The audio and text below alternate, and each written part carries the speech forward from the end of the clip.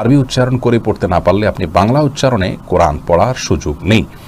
কারণ হলো বাংলা বা পৃথিবীর যে কোনো ভাষায় আপনি আরবির উচ্চারণ যদি করতে যান তাহলে সেটা বিকৃত হয়ে যাবে, আর কোরআন কারীমের বিকৃতি ঘটতে পারে। এভাবে কোরআন কারীমের তেলাওয়াত করা উচিত নয়।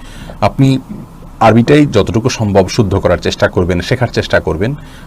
আল্লাহ রাব্বুল আলামিন তার জন্য আপনাকে জাযা দিবেন। এমনকি আপনি বেদে বেদে আটকে যদি পড়েন তাতেও ইনশাআল্লাহ আপনি দায়মুক্ত হয়ে যাবেন এবং সওয়াব পাবেন আল্লাহ তাআলার কাছে, বরং কোনো হাদিস অনুযায়ী ডবল সওয়াব পাবেন। এই জন্য আরবিতে আপনি পড়বেন এবং আপনার সাধ্যের সবটুকু দিয়ে আপনি শুদ্ধ করার চেষ্টা করবেন। একেবারে শতভাগ পারফেক্ট না হলে কোনো অসুবিধা নেই, এটা নিয়ে খুব অরিড হওয়ার কারণ নেই। তবে বাংলা উচ্চারণের সাহায্য নেবেন না, প্রয়োজনে অর্থ সহকারে কোরআন পড়বেন। এরপরে তাহিনুর আলম সিদ্দিকী আপনি লিখেছেন, আমি একজন সফটওয়্যার ইঞ্জিনিয়ার, আমি যদি সুদের হিসাব করার সফটওয়্যার বানিয়ে বিক্রি করি আর তারা সেটা ব্যবহার করে তাহলে কি আমার সুদের পাপ হবে? দেখুন, আল্লাহ রাব্বুল আলামিন কোরআন কারীমে সূরা মায়দায় বলেছেন ২ নম্বর আয়াতে, ওয়া তাআওয়ানু আলাল বিররি ওয়াত তাকওয়া ওয়া লা তাআওয়ানু আলাল ইসমি ওয়াল উদওয়ান, তোমরা সীমালঙ্ঘন এবং গুনাহের কাজে